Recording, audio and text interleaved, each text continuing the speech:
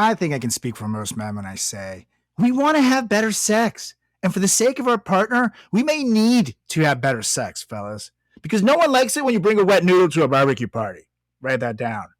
The issue is that over-the-counter erection pills contain unregulated chemicals, suggest unsafe doses, and include the risk of several other health problems. And who wants that? It's like those drug prescription ads where everybody's like sitting there playing volleyball at the beach, but they're dying of herpes. Not cool. That's why we partnered with our friends over at Joy Mode.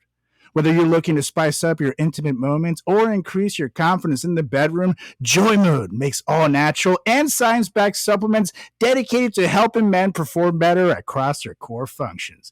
Oh, yeah.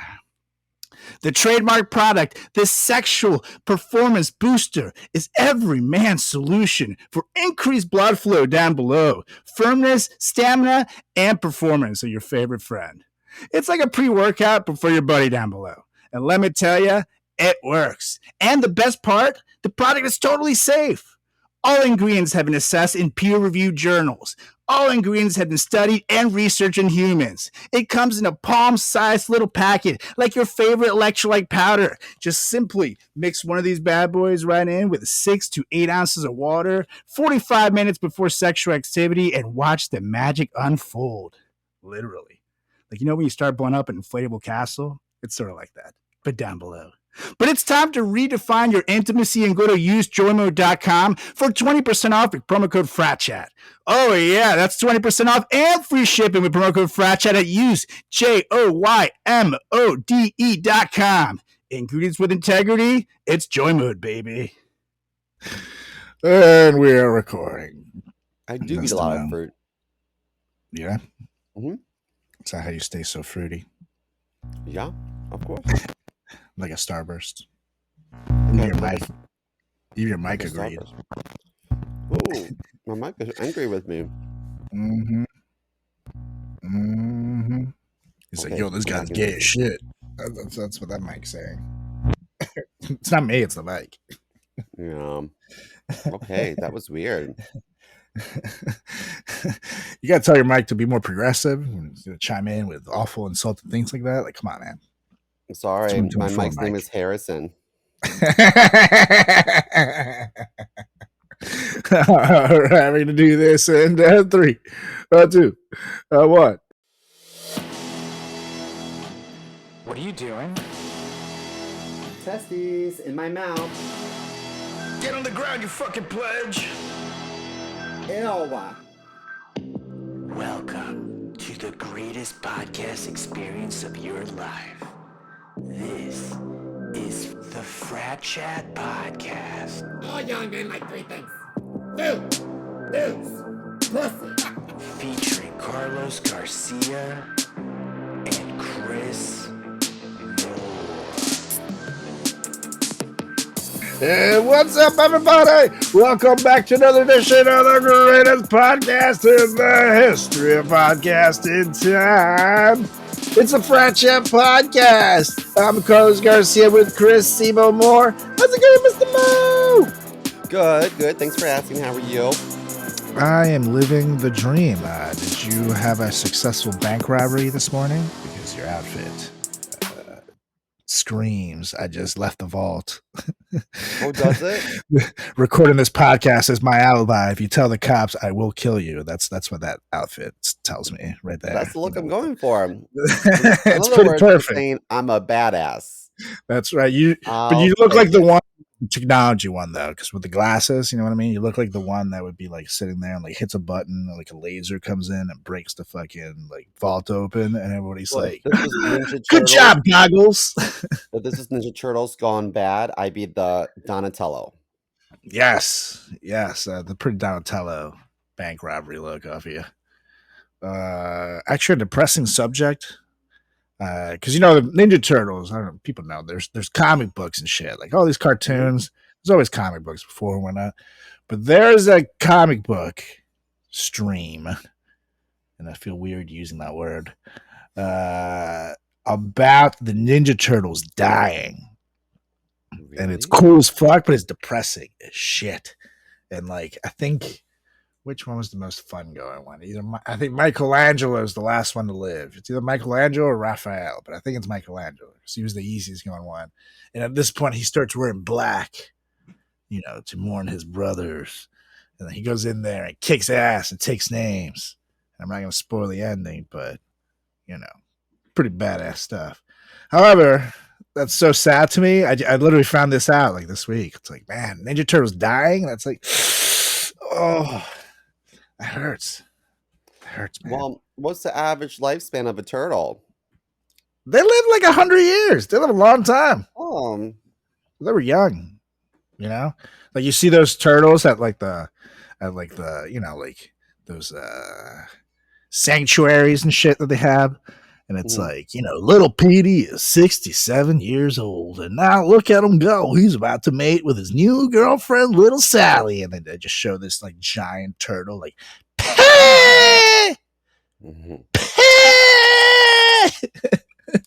that's how they fuck. My mom used to say, you wear what you eat, because if you don't eat healthy, you'll look unhealthy. And the Ninja Turtles did eat a lot of pizza. That's true. But they had. That probably affected their life span. That's true. Beneath their jacked exterior was a really unhealthy interior with full of cholesterol and heart problems that a turtle is not equipped to deal with. A turtle can't equip pepperoni. Come on, guys. You guys are crazy. But that's true. I never thought about it that way. But actually, in another shit story, the crazy thing is, this one is not fictional. This shit happened. So that means that since it's a real news story, I gotta hit it. Oh yeah. So, a man who was presumed dead after he was kidnapped, and I quote, as a teenager, has been found 27 years later. And ladies and gentlemen, this story is insane. It's so insane, I'm talking with my hands. That emphasizes the point of every word when you talk with your hands like this. That's what I learned from the William Shatner School of Acting. Board the Enterprise. Anyways, Omar bin Omran, I'm sure I butchered that, so I apologize, disappeared from his home in, and I probably shouldn't say butchered, bad word. He disappeared from his home in Algeria when he was 17 years old, and his family assumed that he had been killed during a civil war that had been raging at the time. But Mr. Bin Omran, now 45, was discovered in his 61-year-old neighbor's cellar last week, which is fucking crazy. Literally right next door. Shocking footage has emerged of him being helped out of the hay-covered cellar where he had been hidden since 1997. That's fucking wild. He was meters away from his family home. Was he like chained up? He was basically like in a cage, but he was dressed normal. Like the guy had him clothed and stuff, like in a sweater. He didn't look like beat up or anything, but it was definitely like his like weird slave or something. I don't know. Like, there's not too many details yet, but it looked weird. There's not a lot of details, and I thought to myself, at the age of 17, it's not uncommon for people to be like, "Fuck this, I'm out of here." So I wonder if maybe. He kept them. 17 years old, like, hey, he kept them under a haystack. I'm not getting along with my parents. Yeah, no, this guy, I don't think, I think his parents probably treated him better. He was kept under a haystack, under a sheep farm, in a well. In a covered well. So he was like, yeah, so this guy like made lots of efforts to keep him hidden. And the crazy thing is that the suspect, I don't know why they call him suspect, they call him red-handed, but whatever. He lives alone, and he of course works as a civil servant. And a neighbor, words, he's a priest. It sounds like it. A priest or like a teacher or like a government worker of some sort. It does sound like that though. And the crazy thing is, and the really sad thing, there's two really sad things. One, a neighbor said that his poor mom, this is I quote, his poor mom died while he was in captivity without knowing what had happened to him, without knowing that all this time he was really right beside her, which is awful. Oh, But the second thing that crushed me was that apparently the family recalled how the missing guy's dog used to wait on the doorstep of his kidnapper's house after the guy disappeared. Like every day, the dog would sit there and wait as if like the owner was there or something, but no one thought of it twice. And the dog later vanished as well. Dog went missing. Dog fucking knew that guy had kidnapped this fucking owner. Yeah. Could smell him. It's like, yo, it's right here. This is fucking awful.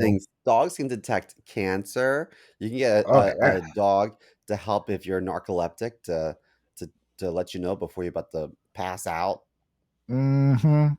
And basically, they got out that this guy was in there. Basically, there was an anonymous tip.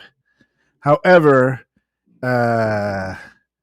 they say that unconfirmed local reports allege that Mr. Bin Amran's family was allergic to his whereabouts after the brother of his alleged captor reveals details of the kidnapping on social media following an inheritance dispute. Money will always get ya. It's always the money. So the brother always knew. The brother knew because he was mad about money, but the whole family, the captors, whole family knew. It seems like the captors, at least a lot of his immediate family might have known about this shit, so I think that makes them complicit.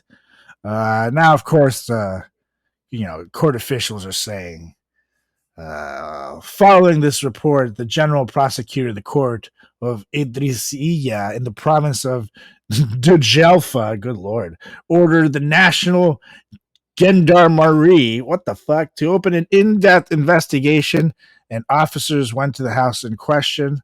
They ordered that the victim receive medical and psychological treatment, and the suspect will be presented to the public prosecutor's office immediately after the completion of this investigation. And they promised that the perpetrator of this heinous crime will be tried with severity. So they're going to fucking kill his ass, probably. Yeah. And he deserves it. They don't fuck around out. Yeah. That's wild, though, dude. Like, imagine being kept in a cage so close to home. But, like, how did the guy not get to fight back? Like, I don't know. How strong is his neighbor? Like, who the fuck is this guy? Live next to John Wick? Like, how do you not? I don't know, man. It's crazy. Well, I feel like if the neighbor captured his 17-year-old neighbor, then not only should he be brought up for kidnapping charges, but maybe he's a pedophile too. Yeah, that's true. It depends what happened to the poor kid. Ugh.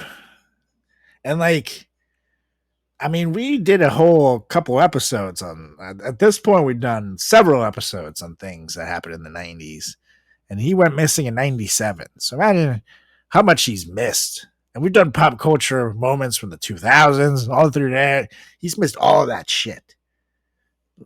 He's missed fucking the internet being like fully available in his country. Like, what? That's wild, dude. Came out in a whole different generation. He's a living time capsule. Fucking crazy. I've never heard a story like that. I don't even want to. I feel weird making fun of it, because that's like an awful thing to happen to someone. But holy shit, we just had to talk about it on the show. I mean, he's never going to hear it. He's stuck in a well. Well, maybe he'll hear it, but it'll echo. Hello, down there. Hello. Officials, promise that the perpetrator of this heinous crime will be tried with severity.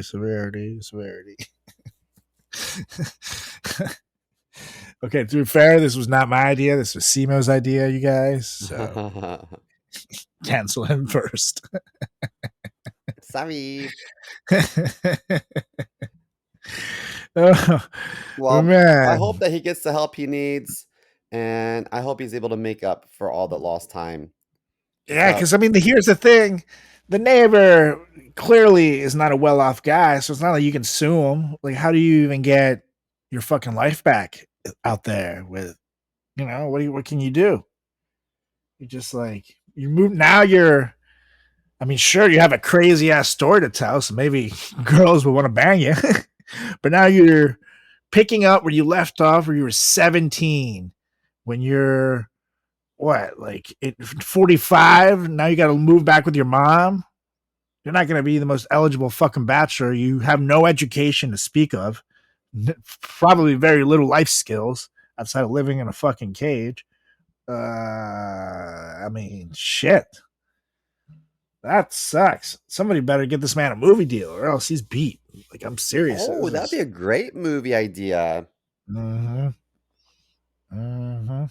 We could do it. We could do it. You could play you can play Omar being Omran. I thought you were gonna say I could play the dog. You could be the puppy.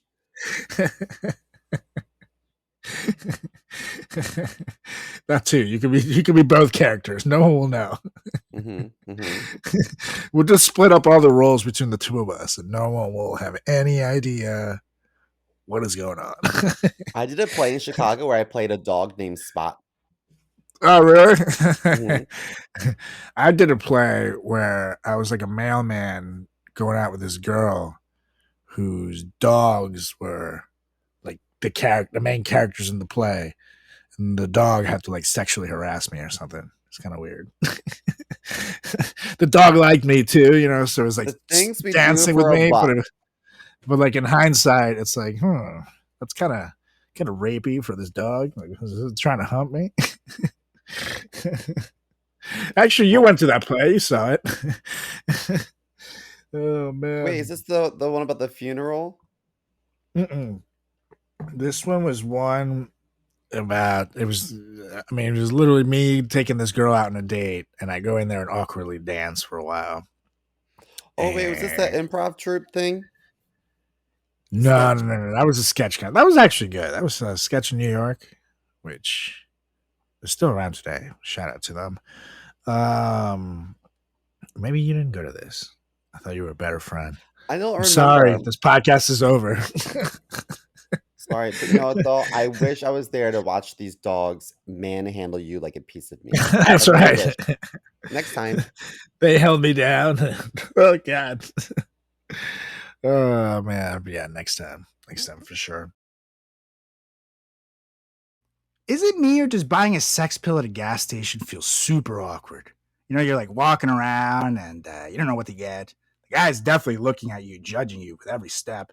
It's super weird. Plus, then we're going to talk efficacy. Does it really work? Because my buddy once bought a condom from a gas station, and now he has 3 kids, so you tell me. So it's good to know that Joymoid is not only backed by its users, it's backed by science, people, which goes to show that science can be sexy sometimes. Oh, yeah. Now, let me ask you something. Whether you're happy or unhappy with your performance in the bedroom, why not perform even better?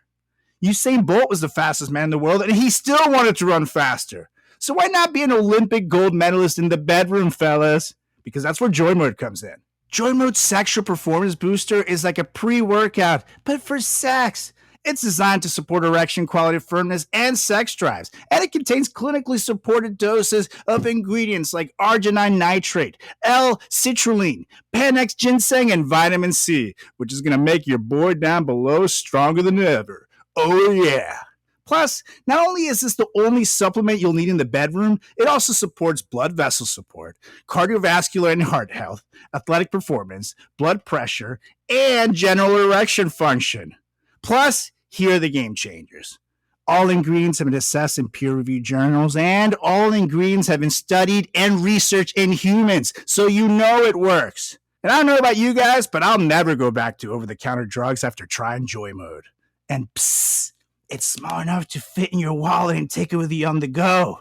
It's the perfect travel companion, and it's a powder, so you don't need to worry about it getting crushed in there. So all you gotta do, fellas, is just go to usejoymode.com and get 20% off with the promo code FRATCHAT at checkout. That's 20% off and free shipping with promo code FRATCHAT at usejoymode.com. Great sex solved naturally. Oh, yeah. Now, moving on to the next big story of the week, probably month at this point. Some means we gotta hit it again. Well, yeah.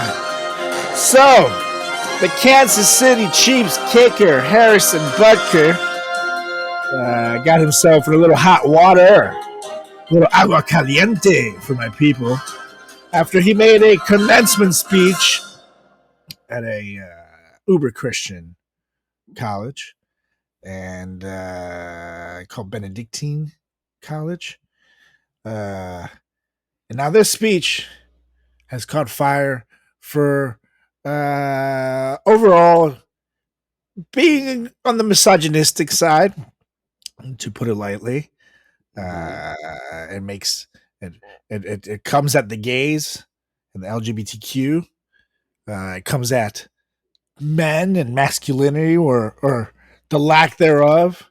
And rather than us tell you about it, we got some clips here, the main clips that are stirring a ruckus here at the Frat Chat podcast. We got it for you.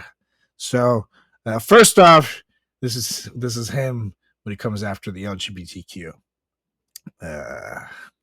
I'm certain the reporters at the AP could not have imagined that their attempt to rebuke and embarrass places and people like those here at Benedictine wouldn't be met with anger, but instead met with excitement and pride. Not the deadly sin sort of pride that has an entire month dedicated to it, but the true God-centered pride that is cooperating with the Holy Ghost to glorify Him. Well, I know he's not talking about Pride Month. That is exactly what he's talking about. Oh, So, no. And then he tells to be women. honest, pride is one of the 7 deadly sins. Yeah, that's yes, but that's not even the pride he's fucking talking about. He's talking about the whole month. So that's being very clear. And even the crowd in there, that school was kind of like, oh, that's not cool, dude. But then he tells women how they too can be closer to God. Well, I just want to say before we get to that envy is also a deadly sin, and I think he's just jealous because he's never been invited to the Pride Parade. That's true. That's true. He looks like he has an outfit ready, heading in the closet. Anyways, now to women, how you ladies can be closer to God. Pay attention. Small ways, by living out your vocation, you will ensure that God's church continues and the world is enlightened by your example. For the ladies present today, congratulations on an amazing accomplishment. You should be proud of all that you have achieved to this point in your young lives. I want to speak directly to you briefly because I think it is you, the women, who have had the most diabolical lies told to you. How many of you are sitting here now about to cross this stage and are thinking about all the promotions and titles you are going to get in your career? Some of you may go on to lead successful careers in the world, but I would venture to guess that the majority of you are most excited about your marriage and the children you will bring into this world. So nice degree you got there. Go make me a sandwich. But then he keeps going, and it's even worse. I can tell you that my beautiful wife, Isabel, would be the first to say that her life truly started when she began living her vocation as a wife and as a mother. I'm on this stage today and able to be the man I am because I have a wife who leans into her vocation. I'm beyond blessed with the many talents God has given me, but it cannot be overstated that all of my success is made possible because a girl I met in band class back in middle school would convert to the faith, become my wife, and embrace one of the most important titles of all. Homemaker. He's like, my wife makes the best sandwiches. But then I say all of this to you because I have seen it firsthand, how much happier someone can be when they disregard the outside noise and move closer and closer to God's will in their life. Isabel's dream of having a career might not have come true, but if you asked her today if she has any regrets on her decision, she would laugh out loud without hesitation and say, heck no. Until the camera stopped rolling. Now to the men. Here he has his The advice. gentleman here today, part of what plagues our society is this lie that has been told to you that men are not necessary in the home or in our communities. As men, we set the tone of the culture. And when that is absent, disorder, dysfunction, and chaos set in. Bring in the men. Be unapologetic in your masculinity, fighting against the cultural emasculation of men. Do hard things. Never settle for what is easy. You might have a talent that you don't necessarily enjoy, but if it glorifies God, maybe you should lean into that over something that you might think suits you better. Oh, yeah. Do hard things. Lean into Father Thomas. I mean, God, Simo. Now a message for the couples. As you move on from this place and enter into the world, know that you will face many challenges.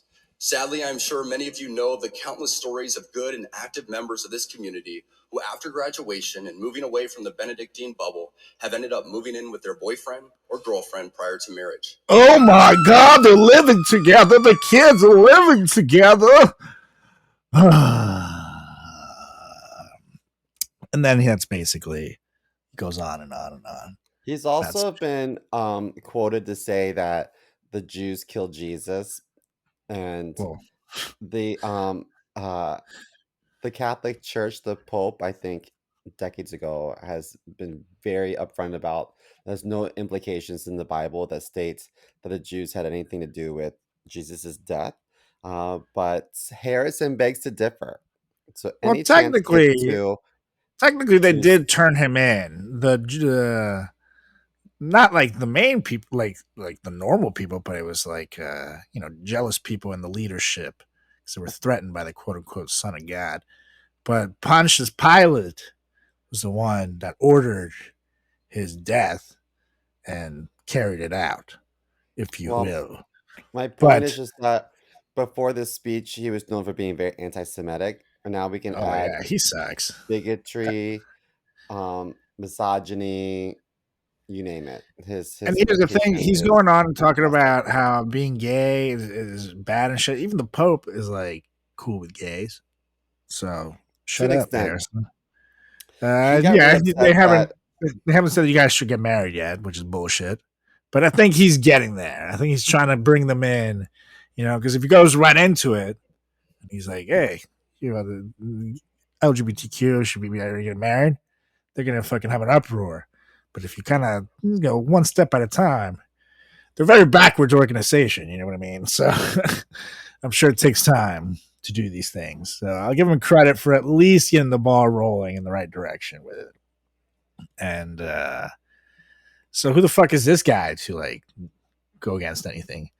And he also went on to say that they should go to the old Latin mass, which is when things were in Latin, aka when you didn't understand what the fuck was being said. And a priest would then tell you what you're supposed to understand out of this. It's like, are you an idiot? Why would you want that? I have a feeling that Harrison's going to run for president one day. Yeah, probably on the KKK club. He'll definitely. That's always how it starts with these people. Middle America is probably eating this up. They're like, oh my gosh, he is saying everything that I want to hear right now. There are people that idolize him, and those are the people that carry the vote. Ooh, fuck. That's very true. That's very true. But I don't know about you, Mr. Mo. The speech, listening to the dumbass talking, made me feel a certain way. Made me feel a certain fire. Well, lucky for you, you got joy mode to ride that fire all the way. That's right. Go to usejoymode.com/fratchat right now to save yourself 20% and get free shipping. Oh yeah, you will not regret it. Do it right now. Anywho, I'm feeling like I want to bring the claws on this guy, which means, Mr. Mo, it's time to roast his ass. Because fuck you, Harrison Butker, and your stupid words. It's time to rock. Anyways, it's ironic when the guy telling you to be more masculine plays the gayest position in football. Booyah! Get him, Simo! You know, I went to his gay church, and I know it was gay because only half the congregation kneeled at any given time. The rest of them were too sore. Oh man, his voice is telling us stop being gay, but his perfectly groomed little manicure look says fabulous. Get him, Simo. So it's nice that he found someone, his life partner, that shares all the same values that he shares. He said in his speech that he's beyond blessed with the many talents God's given him, but cannot be overstated. That all of his success is made possible because the girl he met in band class back in middle school, who would convert to the faith, become his wife, and embrace one of the most important titles of all, homemaker. And this woman's name is Mel Gibson. That's why they both hate the Jews. Hey! Yeah. But seriously, this guy is talking about the emasculation of America while wearing more skincare and hair products than my mom. Where'd you find all those products, buddy? In the closet? Get him, Simo! So not only is he a very talented athlete, but he's also a very talented tuba player. This is true. He plays the tuba, which means that he's got to be really good at blowing. That's all I'm going to say. Oh, yeah. Oh, yes, Simo. Now, I love how he said his own wife would just love to stay in the kitchen. And that's true. That's because he's already disappointed her enough in the bedroom. Oh, yeah. Joy mode. Use joy mode, people. Use joy mode, Harrison. It'll save your marriage. Well, despite being like super religious, he loves to party, especially after winning all 3 of his Super Bowl titles. But he taught me that not only is it nice to let loose, but it's super important to give back. So after each celebration, he told me he likes to barf in the gutters so that the bums can have breakfast in bed. What? The sad thing is, I would believe that 1,000%. So you're a jerk. And I love how his message of masculinity includes saying that men set the tone for the culture in the world. Because let me tell you, buddy, if you, Harrison Butker, set the tone, then let me tell you, it's definitely a soprano. Because that way we can hear you from the closet.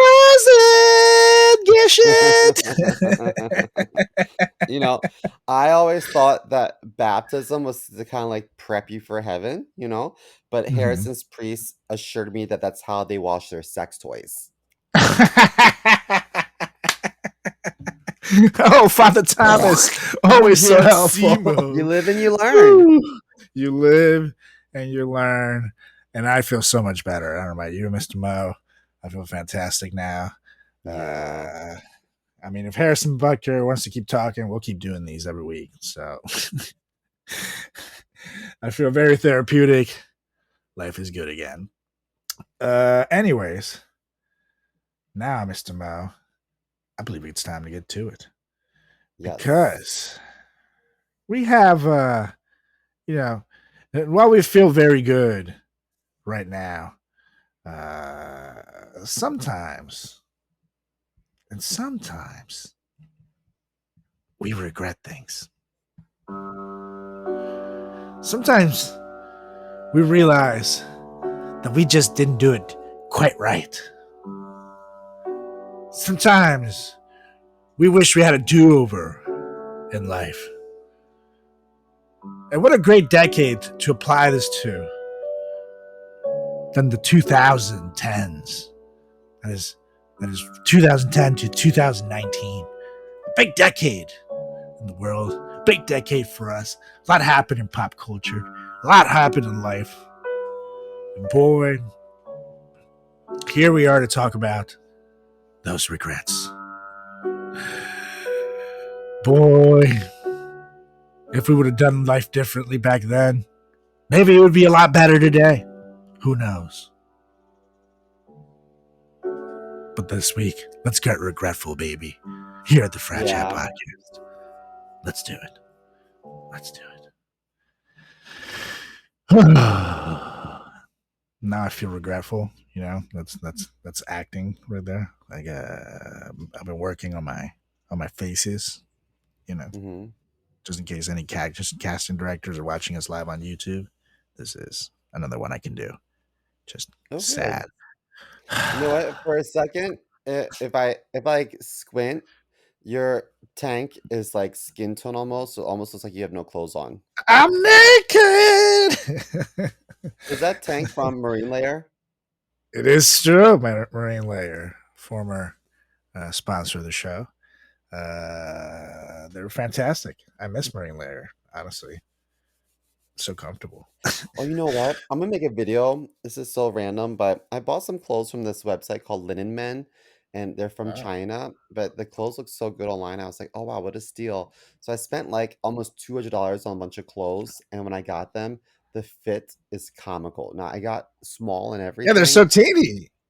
and like one thing is super small, one thing is so large, it looks like a moo or like a caftan or something, and then another one, the material I think is trash bag material. Yeah, I noticed Chinese clothes, if they're made for their sizing, I always have to get like one or two sizes up than what I would normally get myself. But if they think that it's for Americans, they make them for like Shaq. Hmm. You know, I think they think Americans are like 8 feet tall. Like, it's not, guys. We got to work on the sizing situation. But I just bought some shit, and I knew that the sizing was going to be off. Normally, I get larges and stuff, and I was like, nope, I'm going to go XL on this.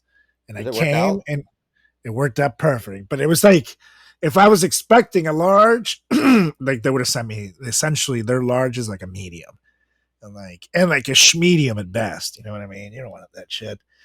Yeah, extra large fit just like a large, and I have large shirts that are new that are even bigger than those. So the fit is still very. I could have, if I wanted like a bigger shirt, I would have gone double XL, which in my life I've never gotten. This is, makes you feel like shit. Oh I remember God. as a kid, did you ever go to like Foot Locker and buy like 5XL white t-shirts? Oh yeah, the '90s. It was the bigger and baggier, the better.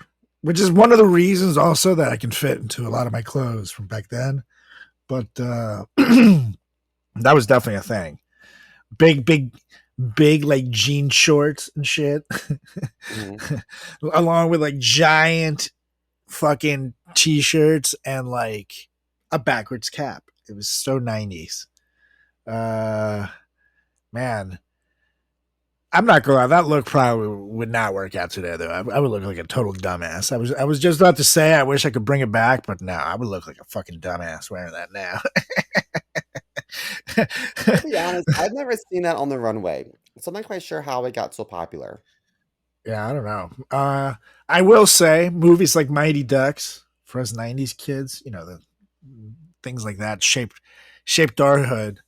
And that street hockey scene in Mighty Ducks 2, when they're all playing the fucking streets and shit, and Keenan reveals his knuckle puck shot. Big ass jeans, big ass everything. I was like, oh, that's so cool. I want to dress like them. I've never seen the movie.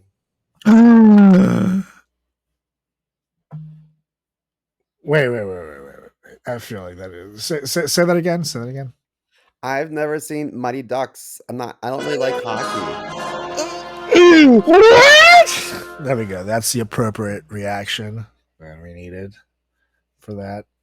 How have you never seen? There's 3 of them, and they're all great.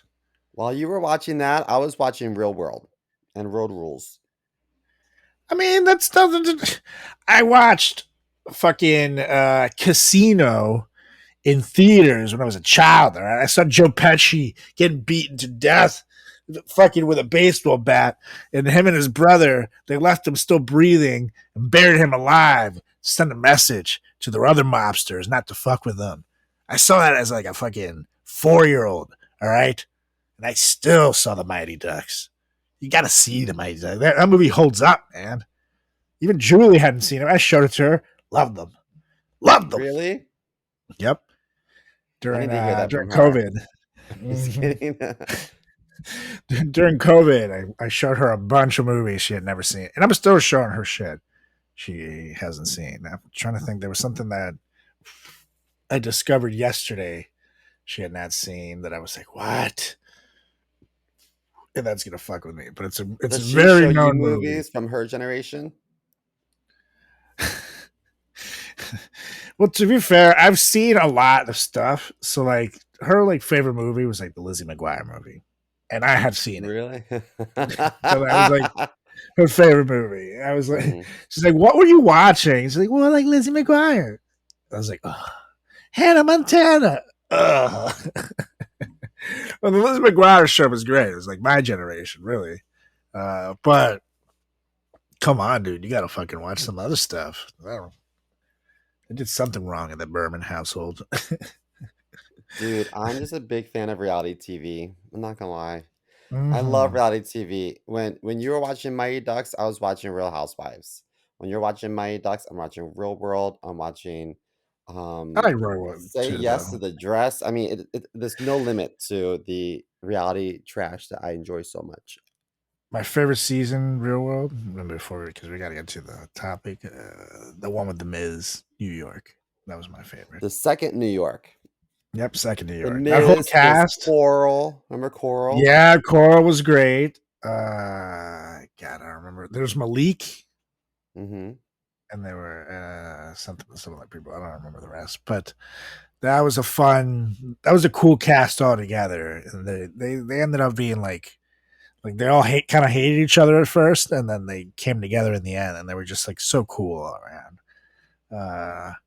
But anyways, biggest regrets from 2010 to 2019. I'm gonna go ahead and start us off Okay. in the land of 2010, and this is a big one for me, Mr. Mao. It's very hard for me to put this into words, not just to you, but to the general public, because I feel like I'm being very Mm-hmm. vulnerable. You know, Just sound it it's out. hard. That's hard for me. Okay. Just try your best. I regret that I never had anyone teach me how to Dougie. Oh God, I said it. I said it. I don't know. I never learned. No one taught me how to There's still Dougie. time. There's still time. There's no one cares now, man. Back then, people looked so cool. You know, I was still in college, go to college parties and shit. Sometimes the Dougie would start playing, and like a couple girls would start doing it, and it was like, man, you guys look so cool and hot. I wished I could have joined. Wait, what year did you graduate? 2011. I should Oh, have graduated wow. 2010, but I did an extra year.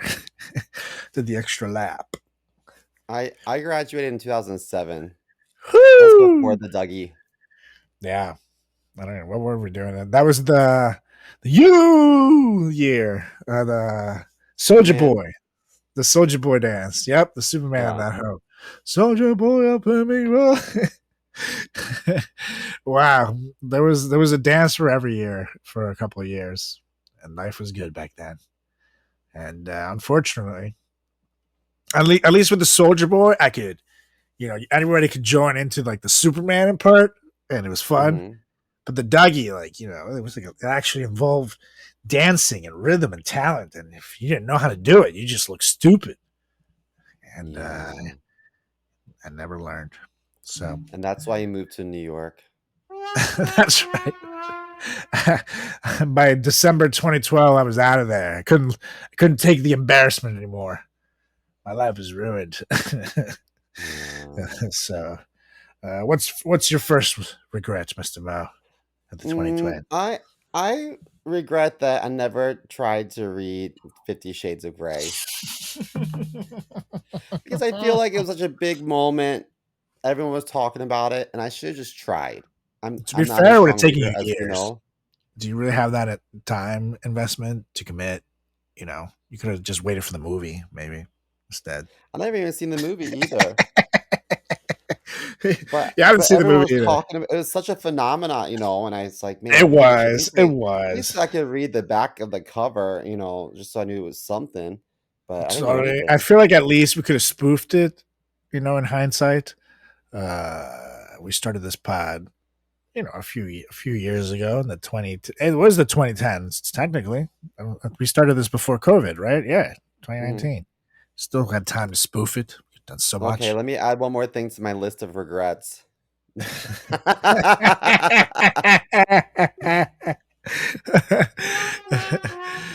Wah, wah, Oh wah, yeah, wah. that was a fucking phenomenon. Like white girls and housewives all across America went crazy for that book. And if you think about it, it's kind of like the most anti-feminist book ever, because it's all about how this like sweet girl basically becomes this like rich guy's like sex slave. And they just like fuck and doing like the weirdest, kinkiest shit. But she's basically his sex slave. And she's like, I mean, he's a rich guy. She's like a normal girl. So the whole power dynamic is there. And this is, big girls loved it somehow. So I don't know. It was crazy to me. It was crazy to me. And you see the lady who wrote it. If you look at her, she kind of gives you the crazy vibes a little bit. I'm like, oh, Well, I feel like from a stand-up perspective, had I read the book, I could have really allowed that to, um, fuel a lot of humor on stage. But I didn't even try. yeah, didn't even try. We could have called Simo 50 Shades of Gay. That'd been great, but we blew it. So we can add that to the list. Mm-hmm, mm-hmm. We should have read 50 Shades of Grey, guys. Anyways, on to my next one. I'm going to take you guys now to the year 2011. And it's crazy that this shit is still going on. But Kim Kardashian and her clan on Keeping Up with the Kardashians were going stronger than ever, in my opinion. When she got married to Chris Humphries. And everybody knows that marriage was a joke, which is Correct. exactly where I come in, because I regret that I didn't create a live video journal of the Kim Kardashian and Chris Humphries 72-day marriage, because I knew that shit would be short and I knew that shit would be hilarious, but I just didn't know how short. But I could have won like the Nobel Prize for trash journalism, which I don't think exists, but they could have made up a category because they do that shit all the time. You know what I mean? Or it could have made like the most comedically iconic documentary ever on this shit. And I missed the boat. Because I to be fair, I thought it would last at least a year. But 72 days, I could have committed to that shit. Just once a day, do a little update of what they're doing. Stitch it all together. Boom. Chaos ensues within a month. There's that episode where she like loses her ring and shit. And he's like diving in the water. I knew right then and there that it was over. But no. I let it go to waste, Simo. I'm not a big fan of hers. Yeah, no. I like Courtney. She's the cooler sister, in my opinion. Also, But Courtney's have a giant dead crush on behind the her. eyes. Oh yeah, because she's still doing the show. she knows You she know, knows she sold her soul. I just don't know what the whole like. I don't know what is so important about the Kardashians. I mean, what talent? Like, obviously, they're good business owners. I'll give them that. Like, they had to be like pretty smart to have the empire that they have. So I'm not taking that away from them. But Kim is known for a sex tape, and she was also like, she would organize closets for like the A-list celebrities. So she was like a Yeah, closet organizer and a slut sure. in a video, and now Paris she's Hilton's like on top of BFF. the world. I just don't Yeah, understand. they created. Here's the thing: from that stupid sex tape, it created an empire of people wanted to see her and then that extended to her sisters. At least Courtney was really hot, so that kind of helped the looks department. But then, just when it looked like they could probably go down popularity, you got Kendall Jenner coming into the spotlight, who's super hot, and Kylie Jenner was like, "I'm gonna go get a fake butt and fake everything, hmm and come out Puerto Rican." And now she looks great. And you know, at the end of the day, sex sells, dude. Everybody knows that. If they did a whole family sex tape, the world would fucking explode. Literally. Full of cum. A family sex tape, like they all have the individual scenes, or just one big orgy. Oh no, individual scenes. I don't want to see no incest. Which is weird how much step porn there is. I don't understand why is that such a thing? Like, There's a lot step of brother? gay twins that do stuff together. I'm like, oh, that's your brother. Yeah, that's Oh weird. no. That's weird. Well, one of my regrets is not going to a family reunion for this reason. Well, my next one is I wish that I had like applied to some game shows or even like try to go to some talk shows. Is you always get free shit. That's You know what I true, dude. mean? What are your shows from the day from the Well, like 2010s that you're Oprah gave watching? away a lot of free shit, and I was living in Chicago and on Oprah Studios. It's called Harpo Studios. I think it's Oprah spelled Oh, backwards. And I was like, man, I really missed out. I should have gone and you got. I mean, I would be really bummed that you got like a free book. 'Cause she was all about her book clubs, you know. But I took a free car. Fuck yeah! I was You just get a about to car. say You get a car. she You was get a giving a car. guy cars. Yeah, you get a car. You get a car. I don't care. Yeah, I agree. As long as it's not a book, I don't fucking want a book. Unless she signed it, and then you can sit on it for a little while, and then get some value, and then you can buy a car. But no, I I know it's would not fuck. too late, but I feel like back in the day, game shows are so cool. And Yeah, like I don't know, is Who Wants to Be a Millionaire still around? Maybe, maybe not. I don't know. There's no I feel buzz like there for it. is a version of it out there, but it's not the same. I agree with you. Back in the Remember that bitch day, that was like, "You are the weakest link. Goodbye." That one. yeah, she was awesome. Back in the day, Regis was the Who Wants to Be a Millionaire host, and he was so witty and hmm charming. Uh, Even things like Wheel of Fortune, which are still around, and just they don't have the same Now there's pizzazz like too many anymore. rules and stuff. Like there's too many like the Yeah, end. which I I don't get it know. because they're trying to top its share so it doesn't get stagnant, but it's like too much. It's not the same.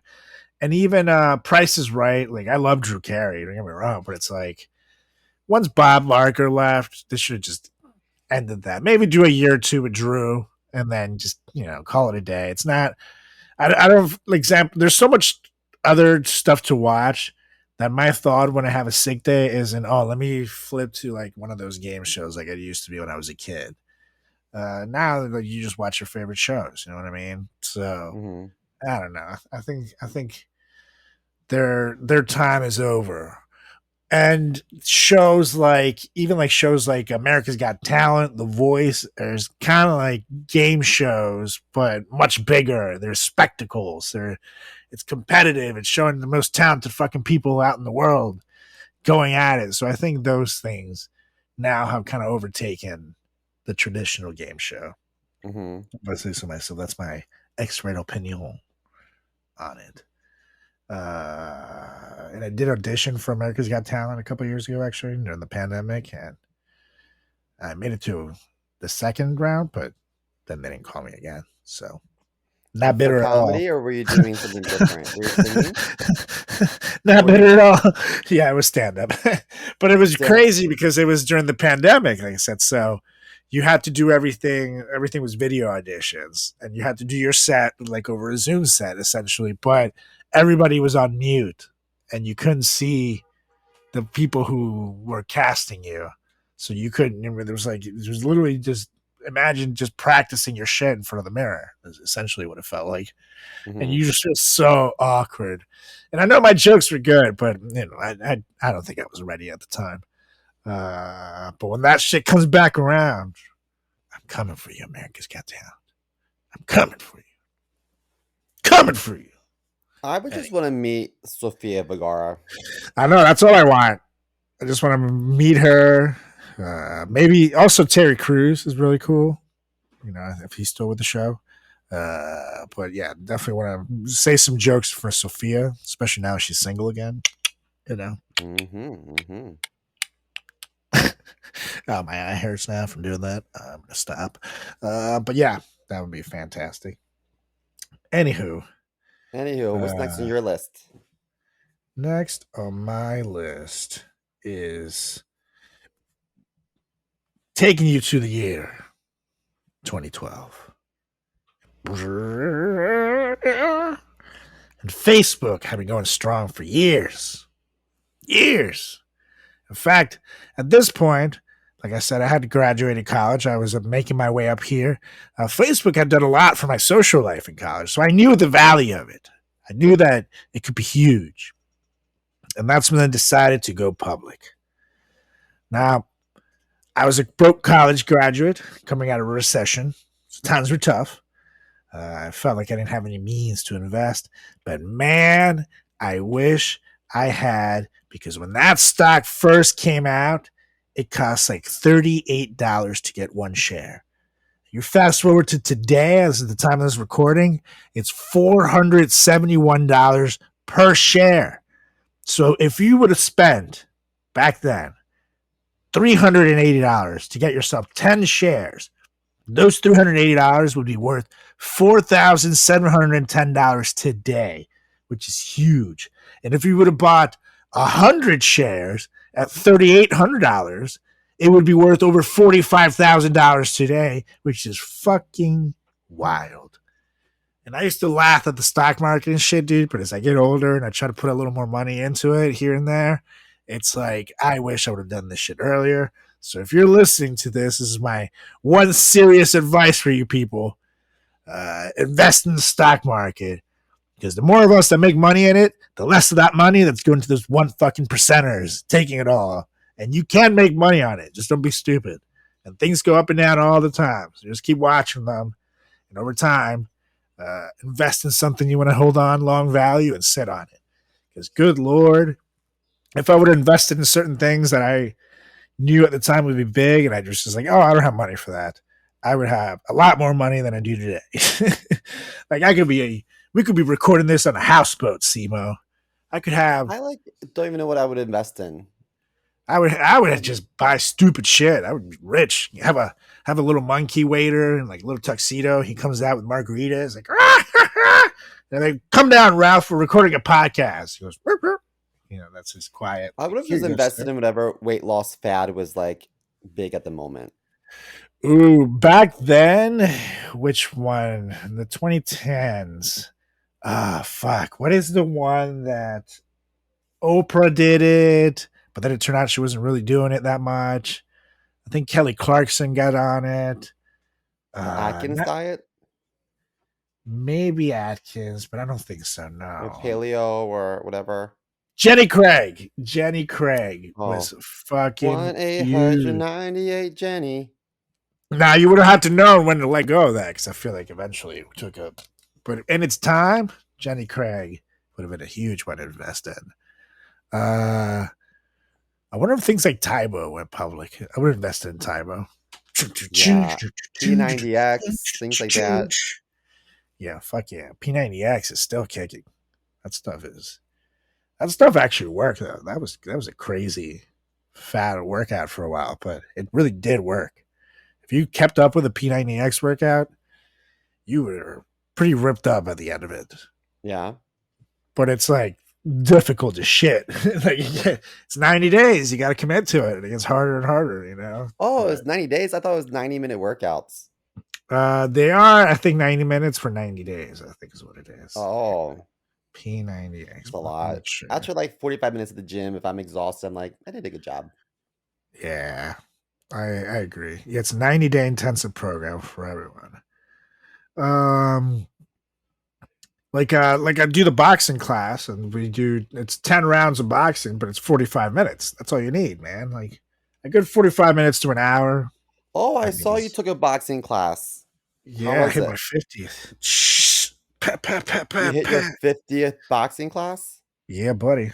It's fun. It's. I mean, it's like obviously I already knew how to fight, but this is more like you get stress out, and it's a great workout. I don't do enough cardio in my life, but they also like add in like weights and like things like push-ups and shit, mountain climbers and shit like that. So you get a full all-around workout, and it really is just so fun to do.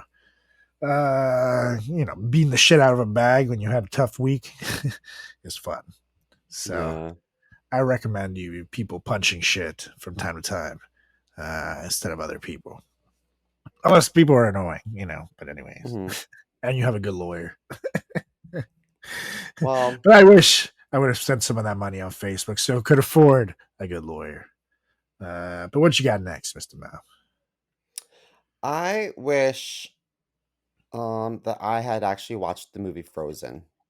I've never seen it, and everyone's talking about it, and everyone's singing. All the drag queens are performing the Frozen song, and I remember at the award shows, uh, who announced instead of Dina Menzel said It was John Nadine Travolta. John Travolta messed up her name, Yeah, Adele Nazine or something like that. I just wish that I was a little bit more like in with the pop culture at the time. yeah. He called her. I don't know. I Adele just. Hazim or something like that. It's so good. Adele Dazeem. Yeah. Dina Menzel. To be fair, that could have happened to anybody. And especially John Travolta has been famous at that point for like 40 fucking years. Give him a goddamn break. They should have had someone younger who actually knows who the fuck this person is do this. Like, you can't have John Travolta doing this. Like, I know he was known for like musicals and dancing and shit, but come on, dude. Like, that was the wrong casting for the person. And he probably said it in his head. It's like when you host a show, and you have like someone's name that's like kind of tough, and you say it in your head 10 times, but then you go and you do your bits, and then you have to, oh shit, I have to remember how to say this again. It's gone. It's just like that. So I Oh, I relate butchered a few to. names my lifetime. Fuck yeah, dude. I butchered so many names hosting shows. So it happens. That's why I don't do it anymore. I think I hosted once last year, and then before that, it was like maybe 5 years since I hosted a show because it's too much pressure. And I get so mad when people fuck up my name too, because my name's so easy that I just get to like, how can you fucking butcher that? That I don't want to do that to other people. But Well, Frozen was a listeners, good I'm one. hosting this week. If you want to come see me butcher some names, That's right. Greatest Broadway comedy show of Comedy all Club. time. Check out tiny.cc/greatest comedy show. We got Michael Brigante headlining. Pedro Gonzalez will be there. Mr. Mo himself will be hosting this biatch, butchering everyone's names left and right. Ron Prenamano's back. I'll be there. It's going to be a good time. So tiny.cc/greatest comedy show. Use promo code greatest to save 50%. Do it right now. Good call right there. And then also, I suggest check out Frozen if you haven't, because this is a great little flick. I feel like I It's know what it's very about. fun. Like these two little girls who are like, were they princesses and they play in the snow together, and one has like snow powers. I don't know. That's Yes, that is exactly it. But honestly, there's a gay snowman. yeah, I was gonna say you remind me of Olaf a little bit, but mostly before you got your nose done, because he does have a carrot for nose. Now that it's like if they cut the carrot down a little bit, that's like a baby carrot. Not Okay. a full grown carrot. But Olaf is very funny. I've been He's a told great multiple character. times I have a baby carrot, but they weren't referring to me.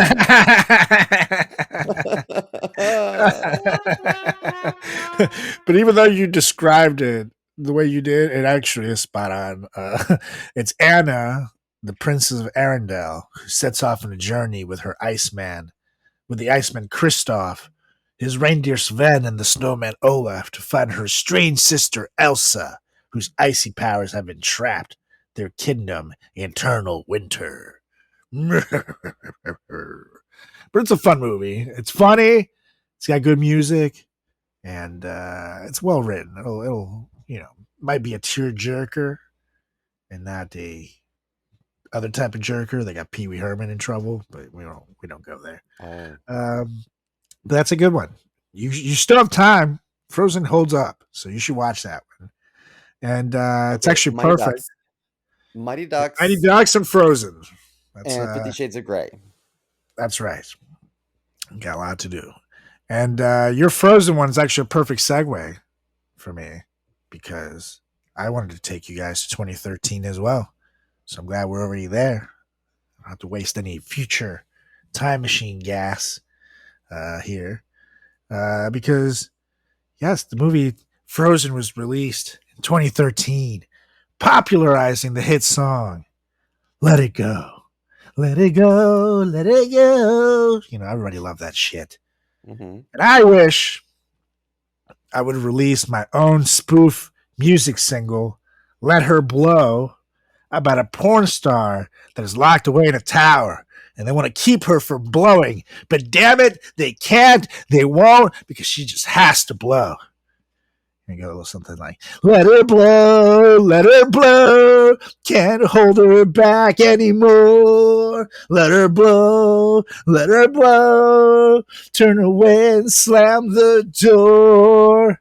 I don't care what they're gonna pay, let the blowjob rage on.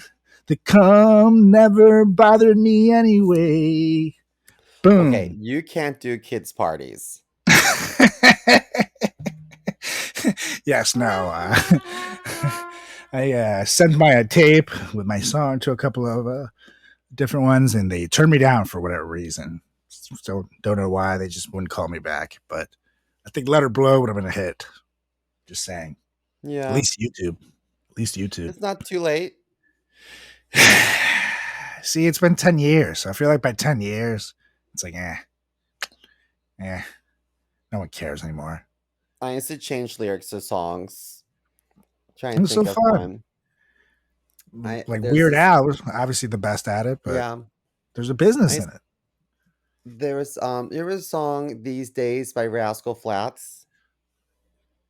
How does it go? Give me a quick. Hey, something. I forget the girl's name. Hey, is that you? Wow, your hair got so long. Yeah, I love it. I really do. That's the beginning. Yeah. Remember, Gene, ain't that the something we sang when the car driving downtown, top down, making the rounds, something Avenue. Do you know what I'm talking about? Yeah, I know that song. Well, there's this girl at McDonald's, and I changed the lyrics about her. It was like, hey, shorty, is that you? Wow, your nails got so long. Yeah, I love it. I really do. What was her name? I forget. But the chorus was George, Roy, Steve, Bill. Yeah, probably. The roll up. It's like the chorus was like, I roll up in my car, roll my window down. You tell me you have the best Big Macs in town. I gave you my order and not much has changed. Park the car, go inside, grab my fries since I paid. Or something, I forget. But I just always changed around lyrics as I thought I could make this song better. And she's like, shut up, white boy, here's your number one and get the fuck out. I know. You were singing for 6 minutes. I know.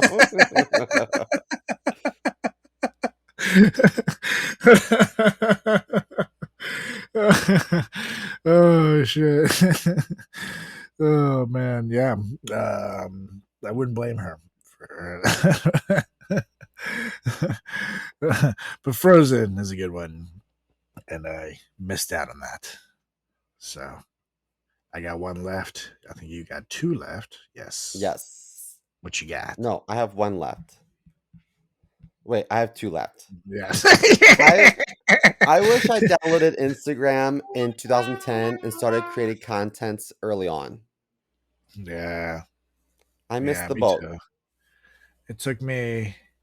I got it like 2013, so I was already late on it. But it was even then I could have started creating content, but I just took it to create stupid pictures that would get like 6 likes. You would be happy. Like I remember once I got double-digit likes, and people around was like, "Whoa, you got double-digit likes? Like, very good." Whoa. Now people get like 400 in like a second. It's like doesn't even fucking matter. Celebs are getting like hundreds and thousands in literally like 3 minutes. But yeah, I'm with you, man. Especially like given that we're fucking comedians, that could have been the ticket to the fun house. That's the ticket. That's the ticket. But no. I thought I was one of those that thought that Instagram was stupid until I was on it. And then when TikTok came out, I also refused to join that until it was already a thing. And I missed the boat on that later on too. Yeah, I need to embrace social media as it comes out, especially the ones that obviously become viral, because people like us, we're stuck with it. I mean, social media ain't going anywhere, and it can only help your career, or it can hinder it because out of sight, out of mind. But yeah, I'm with you. I wish I would have been ahead of that curb instead of behind it. Because the only times you want to be behind the curb is on a Friday night. Oh yeah. Anywho, you got one left. Got one left, and this last one, the biggest regret is I'm going to take you to 2017. The Fire Festival fraud was going on in full-fledged live form. And at the time, I remember it being on TV, but like I kind of like didn't really paying attention to it. It was once the 2 different documentaries came out about it that I became totally fucking hooked and find out just the extent of this fraud that happened at the Fire Festival. Basically, for those of you that don't know anything about it, this guy convinced the world that he was going to have this epic festival in the island that Pablo Escobar, used to smuggle like his shit into. And it turned out that they couldn't get that island, so they got the island next to it, off for like the Bahamas or some shit. And this guy didn't have the money to pull this off. He promised that it would be like the biggest names in music. He got Ja Rule was involved as well, yes, to help promote it, which added some, say what you want about Ja Rule now, but it added legitimacy to it. And basically with some good marketing and some Instagram videos of some sexy models. And speaking of the Kardashians, Kendall Kardashian was one of them. Kendall Jenner, sorry. And this thing became viral. Everybody wanted to be part of it. And then once they actually got there, it was a shit show. Like there was not enough places for people to even sleep. The food that was promised was shit. And they got like these little like cold cheese sandwiches. The artists were not going to show up, of course. So there was didn't even have to have a show. It ended up being like a fucking free for all for these spoiled rich kids. And to be honest, I wish I was paying attention to it live just so I could make fun of those rich kids in real time. Like, boo! You paid thousands of dollars to get a cold cheese sandwich. I would have live streamed myself eating like a Jersey Mike's like fucking sandwich for $11 instead of their $15,000 cold cheese sandwich. How is this, rich kid? Like nowhere to like stay, right? There's like nowhere to stay. The whole first day they were still trying to act like the show was going on, so they were just getting these kids hammered drunk in like waiting areas while they were like trying to figure out like where to take them next. And like they didn't even have enough water for these kids, so they were all having like fucking like alcohol poisoning or getting dehydration and shit and collapsing. It was fucking bad. And like My thing is, I learned this in college, and these kids were older enough to know this. When you go on those like organized trips, like I went on one through Cancun, you expect they promise you the world, and when you get there, they deliver shit. That's like you have to know that these things you never get what you pay for. So falling for it to that degree, these were kids, and I'm saying kids so loosely because there were literally people in like their early to mid 20s, some of them upwards to 30 years old, for God's sakes, Mhm. who got scammed by these dumbasses. So I'm sorry, dude. Y'all deserve it. And apparently, they're going to try to do it again. They're trying to bring back, Really? the guy, The same Billy, guy? whatever, same guy. He's out of jail now. And he says that he can do it right this time, apparently. So, God, I would love to see another batch of dumbasses fall for this again. Well, This time, I'm going to be ready.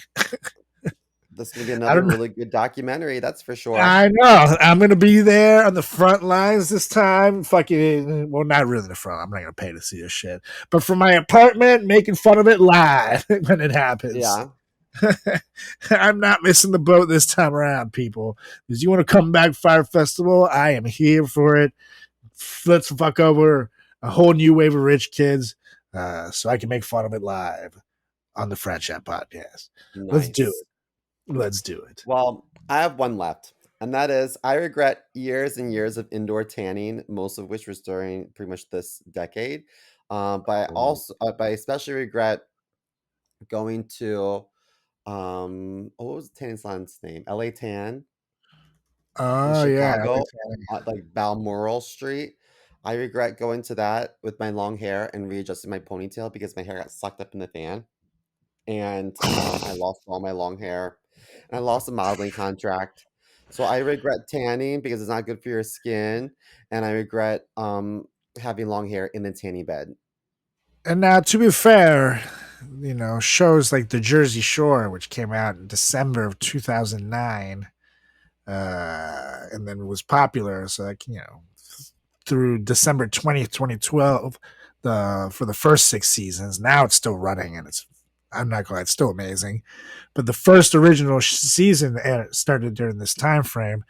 It led to Gym Tan Laundry being an actual thing that ETL. became very important in GTL. And you had to be tan, you had to be fit, and I guess the clothes had to be clean. So I don't blame you. Even I've thought about, embracing my tanness because as a Venezuelan, I can get nice and brown. But I did a tanning bed once, and I literally felt like I was in a casket, and it was just not for me. So I was like, unless You I can go know, out to the beach and do it natural. the way I see it is, I don't want to dog tanning salons. I don't think they're that bad in the sense that tanning in general isn't good for you. So going out Yeah, in the sun isn't great. But at least if I fell asleep in a tanning bed, it's going to turn off after 20 minutes. If I fall asleep on the beach, then I'm fucked. Do you know what I mean? Because you can't unless turn off it the sun. doesn't turn off like the Final Destination that we, Yeah, that's you scary. know. That's why I didn't like it. I just felt, and I went tanning after seeing that movie. I was like, not that movie had come out not too far behind before my first tanning experience. So I feel like claustrophobic as shit in there. I don't like the lights. And I don't like the fact that you have to be like, I mean, you don't have to, I guess, but for the best results, you should really be naked. And Hmm. it's like, I don't fucking want to be in there after some other You don't motherfuckers want tan junk. lines? I know exactly. No one wants tan lines, but I don't want to. I don't want to be in there. What if I lay down on the wrong side and my head is where some dude's nuts were just sweating profusely because Or it you're gets gonna really get sweaty and stanky in there. And they just like yeah. come in, some fucking like 16-year-old intern comes in and spritzes at once with like some water based solution, and I'm supposed to be happy. I've seen shit streaks on tanning beds before. Ah, no, you see, that's exactly what I'm talking Yeah. about. That's No. because the little girls that work there didn't clean the beds that well. Yep, exactly. They don't want to fucking touch that. They know what it is. And some dude probably went on there and thought he could squeeze a little fart, but the temperatures in there are very high, and they just went a little bubble. And it just streaked right across when he got off the bed. So, not for me. I'm glad I didn't partake. Fuck all that. Woo! Just maybe I'm like very much visualizing this guy and shitting on it.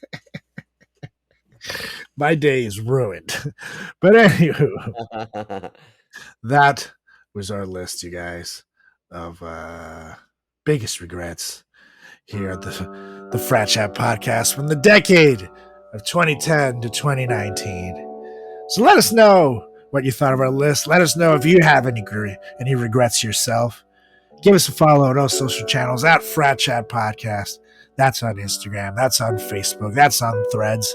That's on YouTube. That's on Twitter/X. You can even send us an email at fratchatpodcast@gmail.com. Let us know. You can give me a follow as well. Check out my website, carlosgarciacomedy.com. You can also give me a follow on all social channels at Carlos Does the World. That's on Instagram. That's on Facebook. That's on TikTok. That's on Threads. That is on YouTube and Carlos Does World on Twitter/X. And last but not least, you can give my buddy Simo over here a follow at chris.moore.comedy on Instagram, on TikTok, and see more comedy on Twitter/X. Oh, yeah. But one thing we won't regret is that Mr. Mo, it's time to go. But won't you get us out of here because we're back next week? I motion to adjourn this meeting so I can prep to mess up some names on stage this week. Oh, yeah. Greatest comedy show of all time. Check it out. tiny.cc/greatest comedy show. Use promo code greatest. 50% off. Oh, yeah. Well, I second Mr. Mo, and we'll be back next week with another edition of the greatest podcast in the history of podcasting time. It's the Frat Chat Podcast. See ya. Ciao.